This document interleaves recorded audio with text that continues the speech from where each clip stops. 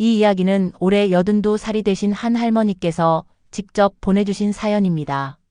여러분, 제 인생 이야기 좀 들어보시겠어요? 이 늙은이가 살아온 얘기를 들려드릴게요. 저는 올해로 82살이 되었답니다. 세월이 흘러 이렇게 백발이 되고 주름이 가득한 할머니가 되었네요. 20대 중반, 옛날 처녀였던 제가 시집을 갔었죠. 시집 간 날이 엊그제 같은데 벌써 50년이 넘는 세월이 흘렀네요. 남편은 정말 좋은 사람이었어요. 착하고 일도 잘하고 모범적인 청년이었답니다. 처음 살림 살 때가 떠오르네요. 남편은 품팔이 일을 하고 저는 부엌 일을 도맡아 했죠. 시어머님이 일찍 돌아가셔서 시집살이 한다는 건 모르고 살았어요. 먹는 것도 부족하고 입는 옷까지도 변변치 않았지만 우리는 행복했어요. 사랑하는 사람과 함께라서 좋았죠. 가끔 산에 가서 나물도 뜯고 냇가에서 빨래도 했어요. 하루는 시냇물에 발 담그고 앉아 남편 옷을 빨고 있는데 남편이 그 모습을 보더니 와서 꼭 안아주는 거예요. 부끄러웠지만 남편 품이 따뜻해서 좋더라고요. 논에 물대는 일과 밤매는 일할 때도 우리 부부는 함께 했죠. 일할 때 서로 격려하고 힘이 되어주니 고된 농사일도 즐거웠어요. 해 떨어질 때까지 일하고 집에 와서 아랫목에 앉아 도란도란 얘기 나누는 시간이 또 좋았어요.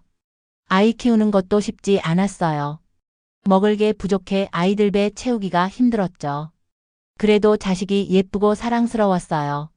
힘들게 일한 보람이 있다 싶었죠.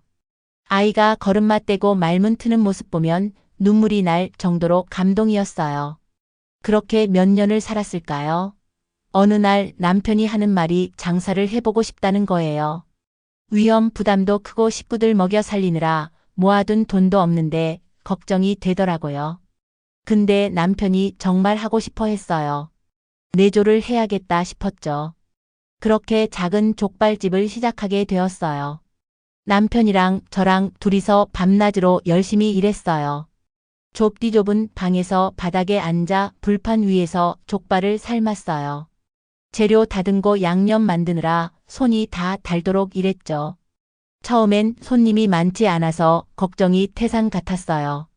하루 종일 문 열어놓고 기다려도 손님은 오지 않고 남편이랑 마주 앉아 한숨만 내쉬며 눈물 흘리기도 했죠.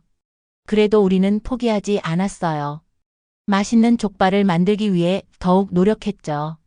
좋은 재료를 쓰려고 멀리 시장까지 다녔어요.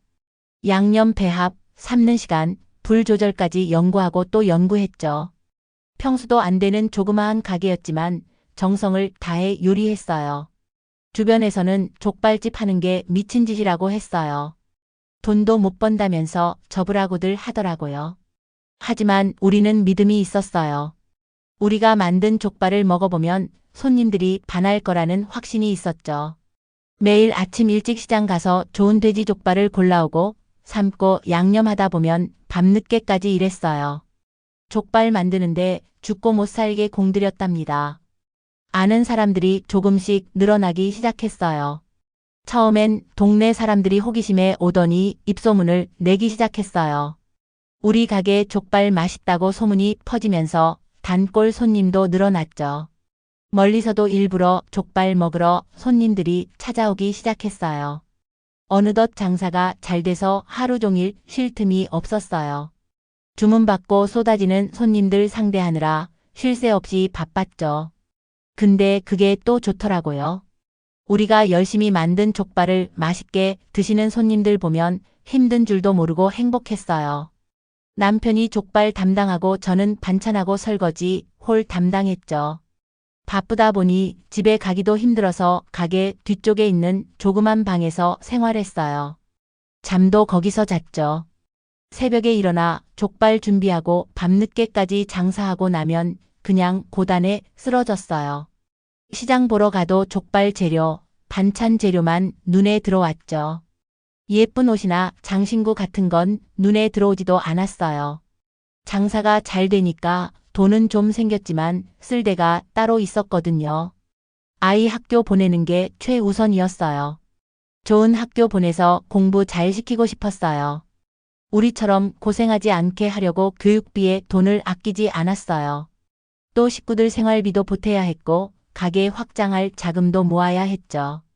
번 돈으로 더 큰 가게 얻어서 장사를 키워나가는 게 꿈이었어요. 그렇게 10년 가까이를 열심히 일만 했던 것 같아요. 젊음을 다 바친 거죠. 몸도 마음도 지칠 대로 지쳤지만 후회는 없었어요. 남편이랑 함께 고생한 보람이 있으니까요. 우리 식구가 잘 살 수 있게 해준 족발, 그 작은 가게가 고마웠어요. 거기서 시작해 오늘날까지 올 수 있었으니까요. 이런 이야기를 하니 또 그때 생각이 나네요. 기억하고 싶지 않은 힘든 시절도 있었지만 그래도 살면서 가장 뜨겁게 살았던 때였던 것 같아요. 그때처럼 다시 젊어질 순 없겠지만 그 시절을 추억하면서 열심히 살아야겠다는 생각이 듭니다. 지금도 이렇게 여러분 앞에서 얘기를 할 수 있으니 감사한 일이네요. 자, 제 인생 얘기를 시작할 때 말씀드렸던 것처럼 이 늙은이 사연이 아직 끝나지 않았어요. 이제부터가 또 말 못할 사연의 시작이랍니다. 계속 들어주실 준비 되셨나요? 그럼 계속해서 들려드리도록 할게요. 저희 부부가 10년 가까이 고생 끝에 드디어 큰 가게로 확장할 수 있었어요. 5층짜리 건물을 통째로 샀답니다. 기존 단골 손님들도 우리를 따라와 줬고 새로운 손님들도 많이 늘어났죠. 가게가 크니까 일할 사람들도 여럿 고용했어요. 음식 만드는 사람, 서빙하는 사람, 계산대 보는 사람. 제 나이 또래 아주머니들도 있고 젊은 사람들도 있었죠. 가게 한쪽에는 큰 주방을 만들었고 홀도 넓고 깔끔하게 꾸몄어요. 화장실도 남녀 구분해서 깨끗하게 만들었죠. 테이블도 좋은 걸로 들여놓고 인테리어도 신경 썼어요. 커다란 주방에서는 족발뿐만 아니라 돼지고기 수육, 편육, 보쌈 같은 음식도 다양하게 만들었죠. 메뉴를 늘리니 손님도 더 늘어났어요. 이제는 가게 운영이 안정되어서 한숨 놓게 되었어요. 남편은 여전히 주방을 담당하고 저는 전반적인 운영을 맡았죠. 직원들 교육시키고 식자재 관리하고 매출 확인하고 할 일이 많았지만 보람이 있었어요. 그래도 가끔은 남편이랑 마주 앉아 쉬는 시간을 가졌어요. 옥상에 작은 텃밭을 꾸몄거든요. 상추, 깻잎, 토마토 같은 것들을 기르면서 농사 짓는 재미도 느꼈죠. 텃밭에서 기른 채소로 나물 무침 해 먹으면 꿀맛이에요. 자연의 맛이 살아있거든요. 그렇게 밭에서 흙 만지며 맑은 햇살 아래 있으면 피곤함이 싹 가시곤 했죠. 아들 내외가 주말이면 손주 데리고 종종 놀러 왔어요. 3대가 한자리에 모여 식사하는 모습이 얼마나 행복한지 몰라요. 오순도순 이야기 나누며 함께 식사하는 게 이 세상에서 제일 큰 기쁨이에요. 어느덧 가게 문을 연 지도 20년이 훌쩍 넘었어요. 세월 참 빠르죠. 처음 시작할 때 젊었던 우리 부부도 이제는 환갑이 다 되어가요. 그때 젊음을 다 바쳐 일했던 게 주마등처럼 스쳐 지나가네요. 지금 생각해보면 참 힘들었지만 그만큼 보람도 컸던 것 같아요. 쉽게 포기했다면 지금 이런 가게도 이런 삶도 없었겠죠. 기본에 충실했기에 오늘이 있는 거예요. 손님들 중에는 처음부터 지금까지 단골로 와주시는 분들도 있어요. 10년, 20년을 한결같이 저희 가게만 찾아주시는 거죠. 정말 감사한 마음이에요. 그분들이 있었기에 여기까지 올 수 있었어요. 그러다 갑자기 남편 건강에 적신호가 켜졌어요. 어느 날 가게에서 쓰러지신 거예요. 119에 실려가서 검사 받아보니 심근경색이래요. 순간 온 세상이 무너지는 것 같았어요. 제 인생의 절반이자 평생의 동반자였던 남편이 저 세상으로 가버렸어요. 남편 빈자리가 너무 커서 견딜 수 없을 것만 같았죠. 하염없이 눈물만 흘렸어요. 이제 어떻게 살아야 할지 모르겠더라고요. 장례를 치르고 보낸 후 한동안은 멍하니 지냈어요. 하루하루가 고통의 연속이었죠. 가게 문도 닫아버리고 혼자 방에 처박혀 울기만 했어요. 밥도 제대로 못 먹고 잠도 설쳤고요. 그러던 어느 날 문득 남편과의 추억이 주마등처럼 스쳐 지나가는 거예요. 다정했던 얼굴, 듬직했던 모습, 늘 감사하다고 말해주던 그 목소리가 떠올랐어요. 남편이 생전에 늘 하던 말이 있었죠. 우리 족발집이 내 인생의 자랑이고 보람이야. 당신과 함께 이뤄낸 일이 너무 고맙고 대견해. 저는 깨달았어요. 이대로 주저앉아선 안 되겠다고. 남편과 함께 피땀 흘려 일궈온 이 가게를 포기할 순 없었어요. 제가 끝까지 지켜내야만 했죠. 그래서 마음을 다잡고 다시 가게 문을 열었어요. 남편 생각하며 이를 악물고 일했죠. 남편이 하던 일까지 제가 모두 다 했어요. 주방에서 음식 만들고 홀도 봤어요. 직원들이 있었지만 이제 저 혼자서 사장이니까. 사장이 열심히 일해야죠. 처음엔 손님들도 남편 안 계신다고 안타까워하며 위로해 주시더라고요. 그 따뜻한 말 한마디에 힘을 얻곤 했죠. 제게 남편의 빈자리를 채워주는 게 바로 가게와 손님들이었어요.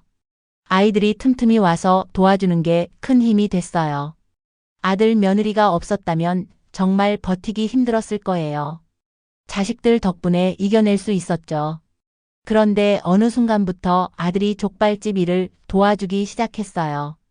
주말마다 가게에 나와 주방에서 설거지도 하고 홀에서 서빙도 하면서 젊은 감각을 보태주더라고요. 아들이 너무 즐거워하는 모습에 오히려 제가 감동받았어요.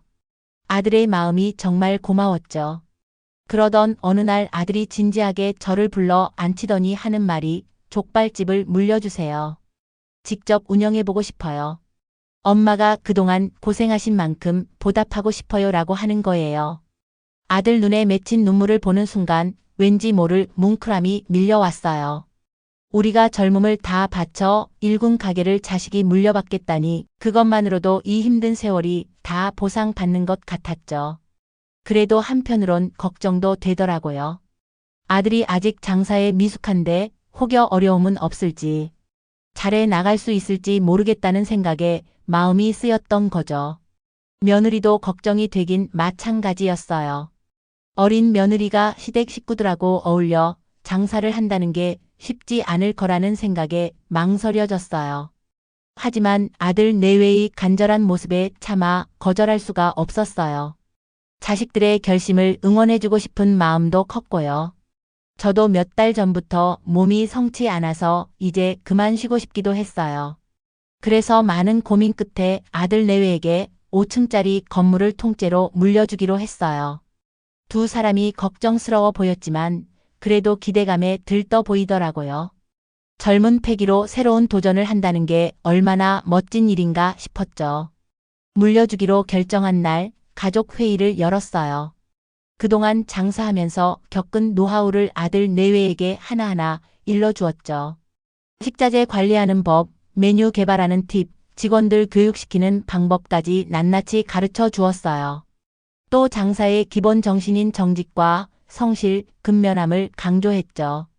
아들 내외에게 손님 한 분 한 분께 진심을 다하고 위생과 서비스 관리에 힘쓰라고 당부했어요.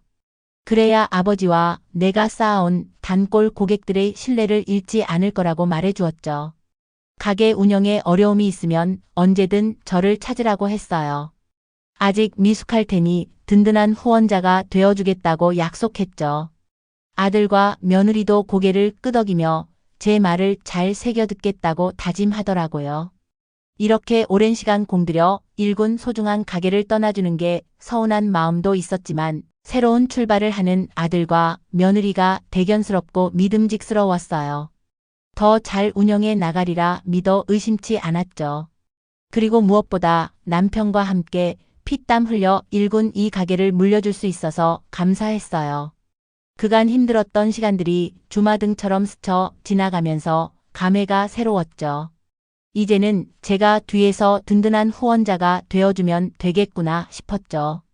가게 인수인계를 마치던 날 온 가족이 둘러앉아 뜨거운 눈물을 흘렸어요. 아들은 제 품에 안겨 오열하면서 그동안 못난 자식이라 속을 썩여드려 죄송해요 라고 했죠. 며느리도 앞으로 잘할게요 라며 서럽게 울더라고요. 그 모습에 저도 마음이 북받쳐 눈물이 왈칵 쏟아졌어요. 고생만 했던 우리 부부의 노력이 헛되지 않게 이어지고 있다는 게 정말 기뻤거든요. 가업을 잇는 게 얼마나 의미 있고 감사한 일인지 절실히 느꼈죠. 식구들 모두 부둥켜 안고 한참을 울었어요. 슬픔과 기쁨이 뒤섞인 복잡한 감정이었습니다. 이젠 새로운 시작이구나. 우리 가족에게 좋은 날만 가득하기를 기도했어요. 가게 문을 닫고 돌아오는 길에 남편 생각이 많이 났어요. 당신도 이 모습을 보고 싶었을 텐데 하는 아쉬움도 들고요. 하늘나라에서 보고 있겠지만 당신 곁에 없어 섭섭하긴 해도 우리 가족 잘 되는 거 보면 좋아하실 거예요. 이렇게 제 인생의 절반을 함께한 족발집을 떠나보내고 아들 내외에게 물려주었어요. 가게를 통해 이어지는 가족애를 느끼면서 앞으로도 서로 의지하며 잘 살아갈 수 있으리라 믿었죠. 그때만 해도 아들 내외를 얼마나 신뢰했고 이 세파에 떨어져 혼자 외롭게 살게 될 줄은 꿈에도 몰랐죠. 정말 뜻밖의 일들이 벌어질 줄은. 사실 아들 내외에게 건물을 물려준 후 제 마음이 좀 불편하긴 했어요. 왠지 모를 불안감이 들더라고요. 그런데 이런 일이 벌어질 줄은 상상도 못했죠. 며느리한테 건물에서 나가라는 말을 듣고 온몸이 소스라치는 듯 했어요. 내가 그 자식들 키우고 가르치느라 평생을 바쳤는데 이 자식들이 날 내쫓다니. 이게 말이 되는 일인가 싶더라고요. 그래서 아들 내외를 만나러 갔어요. 이건 어떻게 된 일이냐, 어머니를 이렇게 대하는 게 말이 되느냐고 따졌죠. 그런데 그 자식들 태도를 보니 기가 막히더라고요. 며느리는 냉랭하게 날 쳐다보면서 할머니가 가게에 있으니까 젊은 손님들이 불편해요. 어머니는 장사에 방해돼요. 아들은 며느리 편만 들면서 건물은 이미 내 거야. 당장 나가라면서 윽박 지르고. 그 모습에 이건 대체 누구의 자식들인가 싶었어요. 내가 젖먹이에서 키운 자식들이 날 내쫓는다니. 그 배은망덕에 분통이 터질 지경이었죠. 며느리가 뻔뻔하게 하는 말이 우리는 이제 가족이 아니니까 당신 먹여 살릴 이유가 없어요. 늙은 시어머니는 우리들한테 짐일 뿐이에요. 마지막 선물이라고 생각하고 건물에서 나가주세요. 저는 너무 억울하고 분해서 그 자리에서 쓰러질 것만 같았어요. 오죽하면 며느리더러 이년아 라고 소리를 버럭 질렀어요. 근데 아들이 오히려 엄마 왜 며느리한테 함부로 돼? 라면서 날 꾸짖는 거예요. 이 자식들이 내가 없었으면 땅바닥에서 굴렀을 거라고. 그 은혜도 모르고. 이게 무슨 짓이냐. 고 울부짖으며 항의했어요. 그런데 그 자식들은 내 사정은 안중에도 없어 보이더라고요. 결국 아들이 경찰까지 부르겠다고 위협하는 바람에 더는 버틸 재간이 없었어요. 그렇게 한순간에 내 집을 빼앗기고 쫓겨나는 신세가 되고 말았죠. 평생을 고생하며 살아왔는데 내 피 같은 자식들한테 버림받고 한 푼 없이 내쫓겨 떨어지게 생겼다니. 이 나이에 갈 곳 하나 없는 신세라니. 눈물도 나오지 않더군요. 남편 산소에 가서 통곡을 하고 싶은 심정이었어요. 당신이 먼저 떠나지 말고 날 데리고 갔어야 했다고. 그랬으면 이런 수모는 안 당했을 거라고. 서러워했죠.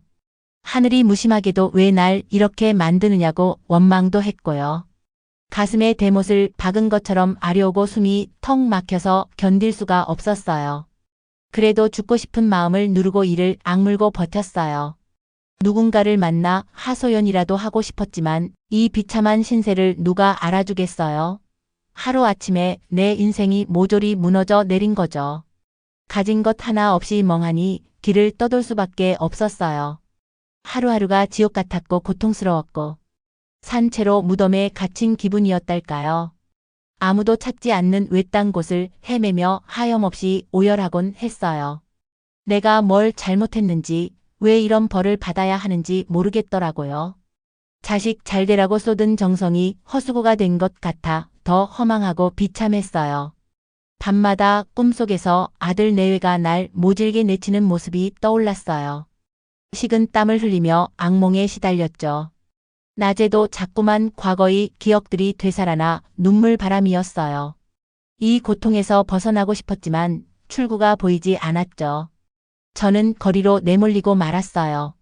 한순간에 모든 걸 잃어버린 거죠.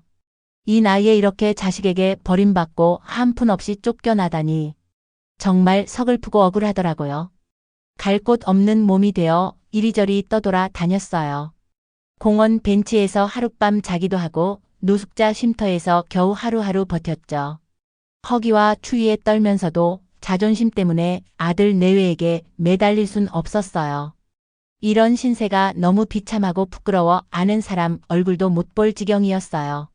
그저 아들이 잘못을 뉘우치고 제게 손을 내밀어 주길 기다리는 수밖에 없었죠.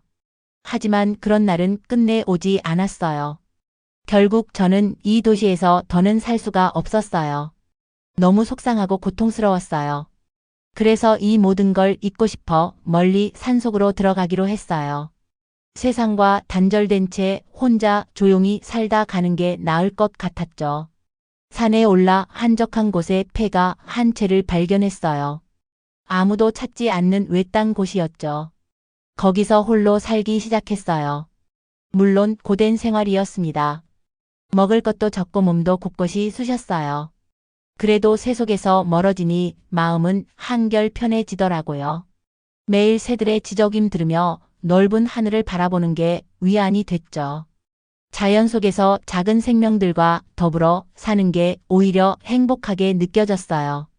밤이면 쓸쓸한 생각에 눈물 짓기도 했지만 어느 순간 달라지기 시작했어요. 저 하늘의 별들처럼 제 인생도 반짝반짝 빛나는구나 싶더라고요. 지나온 삶을 되돌아보니 후회스러운 일도 있었지만 제 나름대로 열심히 살았다는 것에 뿌듯했어요. 가끔은 남편 생각에 울컥하기도 했죠. 산소에 가보지 못하고 왔으니 너무 미안하더라고요. 하지만 남편도 저를 이해해 줄 거예요. 나 홀로 이렇게 쓸쓸히 살아가는 게 가여워 보일지도 모르겠네요. 아들 생각도 간혹 나곤 했어요. 한때는 미워하고 원망도 많이 했지만 이젠 그냥 내 자식이 잘 살기만을 바라는 마음뿐이에요. 못난 부모 탓에 불행했을 이도 모르겠다 싶고 이해할 순 없어도 용서는 하고 싶더라고요. 그렇게 세월이 흘러 저는 이제 80이 넘었네요. 나이가 들어 몸은 예전 같지 않아도 마음만은 한결 평온해졌다는 걸 깨달았거든요.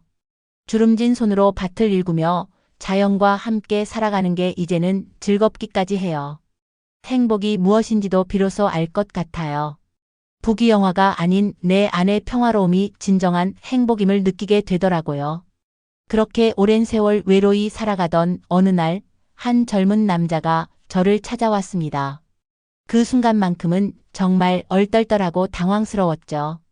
자세히 보니 그 청년은 저의 손주 영수였어요. 그 후로 긴 시간 동안 그들과 단절된 삶을 살아왔기에 손주의 얼굴도 가물가물할 지경이었습니다.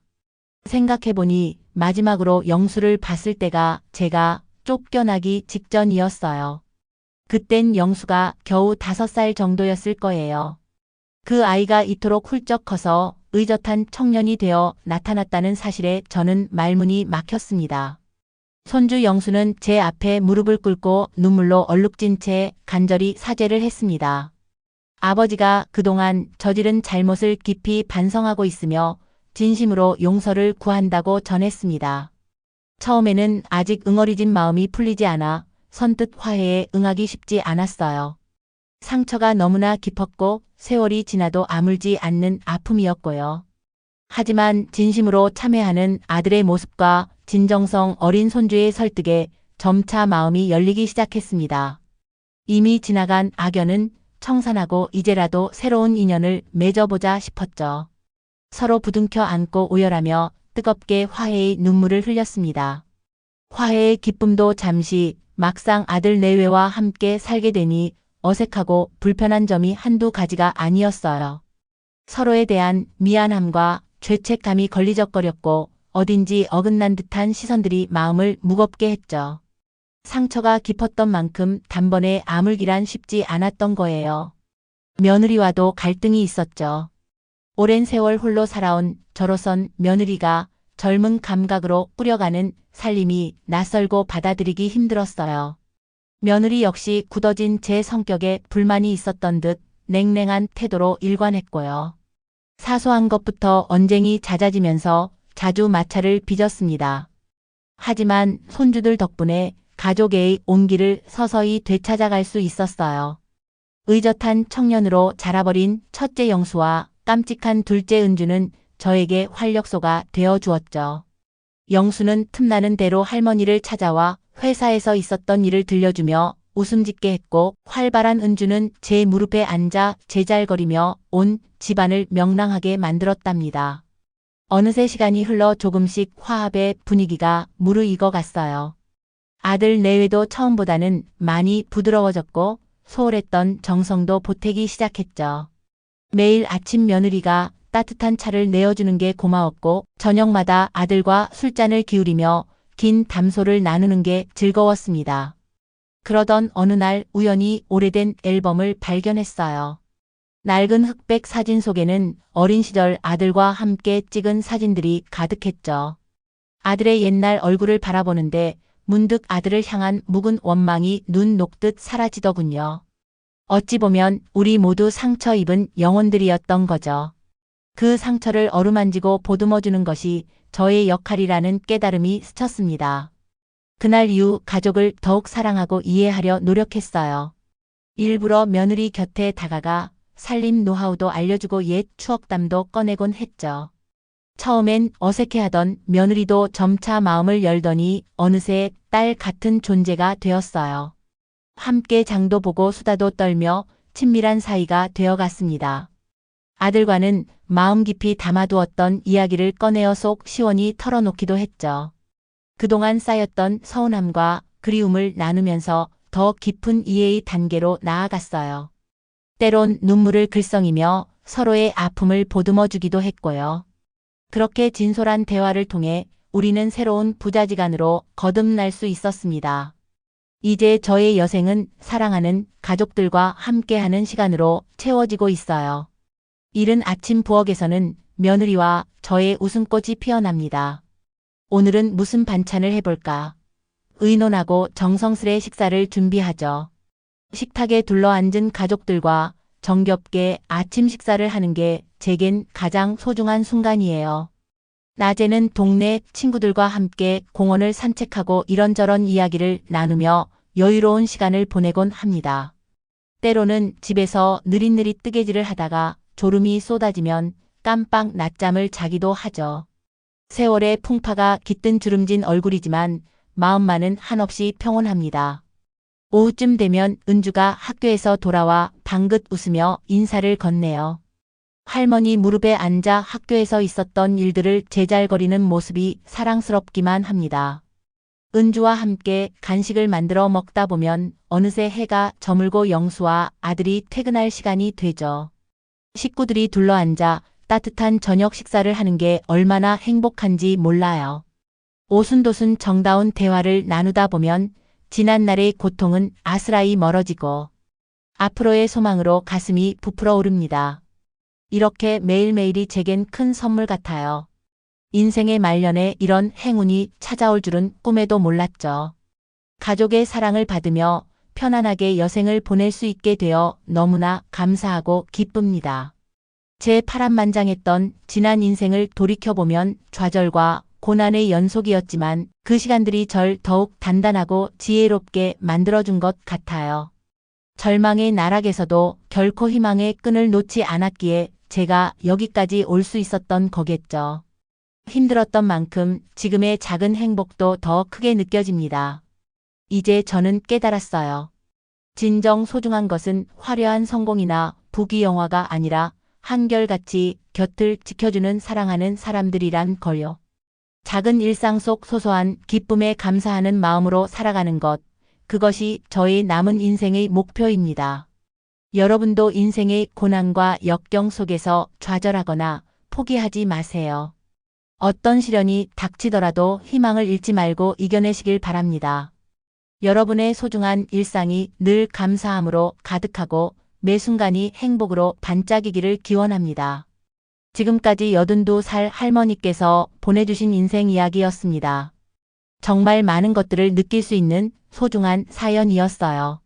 젊은 시절 족발집을 운영하며 겪은 고생, 남편과의 사별, 자식들에게 버림받는 아픔, 그리고 마침내 찾아온 화해와 평화. 인생이라는 게 정말 예측할 수 없는 것 같아요. 좋은 일만 있을 수도 나쁜 일만 있을 수도 없죠. 하지만 중요한 건 어떤 상황에서도 희망을 잃지 않는 것, 그리고 사랑하는 사람들과 함께하는 소소한 일상에서 행복을 찾는 것이 아닐까 싶습니다. 할머니께서 마지막에 하신 말씀이 정말 인상 깊었어요. 진정 소중한 것은 화려한 성공이나 부귀영화가 아니라 한결같이 곁을 지켜주는 사랑하는 사람들이라는 말씀 말이에요. 여러분도 오늘 하루 주변에 있는 소중한 사람들에게 고마움을 표현해 보시는 건 어떨까요? 때로는 당연하다고 생각했던 것들이 사실은 가장 소중한 것들일지도 모르거든요. 오늘 이 긴 이야기를 끝까지 들어주셔서 정말 감사드립니다. 늘 건강하시고 행복한 일만 가득하시길 기원할게요. 오늘 하루도 무탈하시길 바라고요. 다음에도 좋은 이야기로 찾아뵙겠습니다. 감사합니다.